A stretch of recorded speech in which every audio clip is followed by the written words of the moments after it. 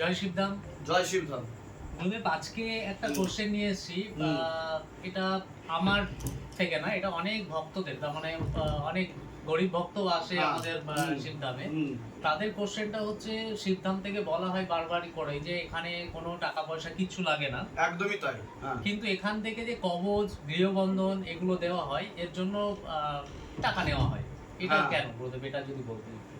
তাহলে আমি শুরু থেকে শুরু করব যে একদমই তাই, যে শিবধামে আসতে গেলে কোনো রকম টাকা পয়সা নেওয়া হয় না। প্রথমত বলি, যদি আপনারা শিবধামে আসতে চান তাহলে কেন এটা আমরা সকলের জন্য ভেবে করেছি, কারণ যাদের অর্থনৈতিক অবস্থা খুবই খারাপ তারা করবে কি, ঠিক আছে? সেক্ষেত্রে আমাদের ভিজিটিং চার্জেস, কোনো কনসালটেশন চার্জেস লাগে না অ্যাপয়েন্টমেন্ট পেতে গেলে।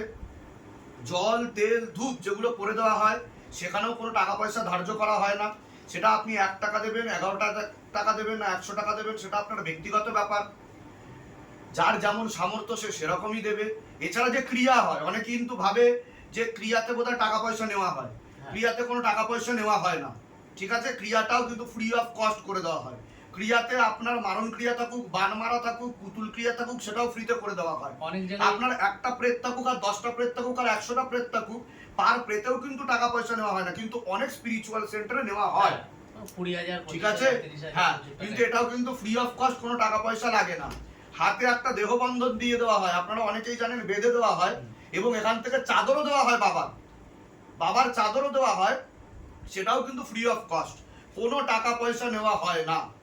এবার এখান থেকে বাবার কিছু আদেশ আসে, যেগুলো হচ্ছে গৃহবন্ধন, লক্ষ্মীবন্ধন, জমিবন্ধন, কবচ, এটসেট্রা।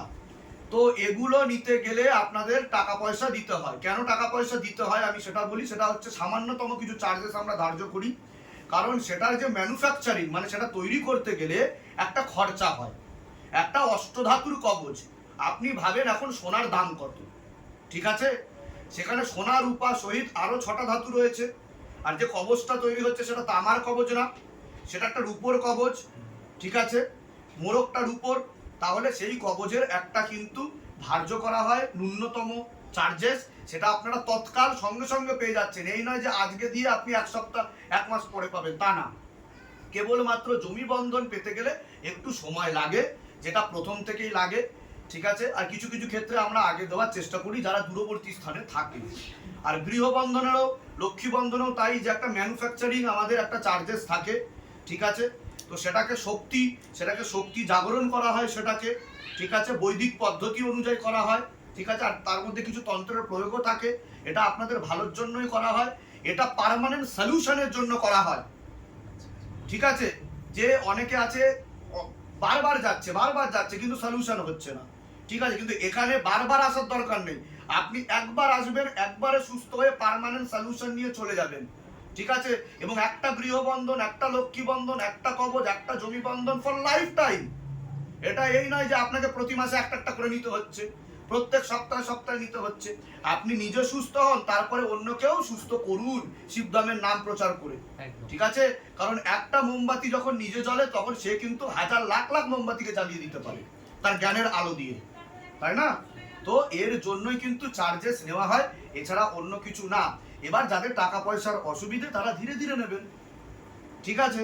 আবার দ্বিতীয়বারও যখন অ্যাপয়েন্টমেন্ট নিয়ে আসবেন সেটাও কিন্তু ফ্রিতে। এই নয় যে ফার্স্ট টাইম অ্যাপয়েন্টমেন্ট নিয়ে এসেছেন টাকা লাগলো না, সেকেন্ড টাইম লাগলো না। আপনি 1000বার অ্যাপয়েন্টমেন্ট নিয়ে আসেন, আমি 1000বার আপনাকে দেখে দেবো ফ্রি অফ কস্ট।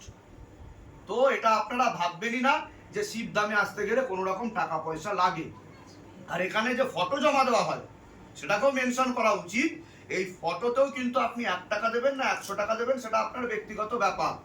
কিন্তু আমাদের দেখুন, আমাদের শিবধাম ট্রাস্ট চালাতে গেলে এটা একটা ব্যবস্থাপনা। এই ব্যবস্থাপনাটাকে মেনটেন করার জন্য আমাদের কিছু খরচাপাতি হয়, ঠিক আছে? তো সে কারণের জন্য আমরা এই যে ন্যূনতম চার্জ, এই চার্জটা না নিলেই নয়। তার একটা কোনো প্রতিষ্ঠানকে চালানো যাবে না, তার পরিকাঠামো ভেঙে পড়বে, ঠিক আছে? তো এটা তো বুঝতে হবে, কারণ সরকারও ট্যাক্স নেয়, তাই না? তো আমরা সরকারিভাবে কোনো সাহায্য পাচ্ছি না, কোনো রকম আমাদের সাহায্য এখনো অবধি আসেনি। আমরা কিন্তু একমাত্র শিবধাম সরকার যিনি বসে আছেন তার চরণাশ্রিত হয়ে মানুষদেরকে সেবা দিয়ে চলেছি, ঠিক আছে? আশা করছি সবার ক্লিয়ার হয়ে গেছে। জয় শিবধাম। সকলে ভালো থাকুন। জয় শারদীয়ার শিবধাম। আন্তরিক প্রীতি ও শুভেচ্ছা, অনেক অনেক অভিনন্দন। সকলে সুস্থ থাকুন, ভালো থাকুন, আর নিজেও ভালো থাকুন, অন্যকেও ভালো রাখুন, আর দুর্গোৎসব খুব ভালোভাবে কাটান। এই কটা দিন মন খারাপ করবেন না, কারোর সাথে বাদ বিতণ্ডায় জড়াবেন না, ভালো থাকুন। এইভাবেই দেবী কৃপা করুক আপনাদের উপর, আর শিবধামের আশীর্বাদ তো রয়েছেই। ভালো থাকুন। জয় জয় শিবধাম। শিবধাম।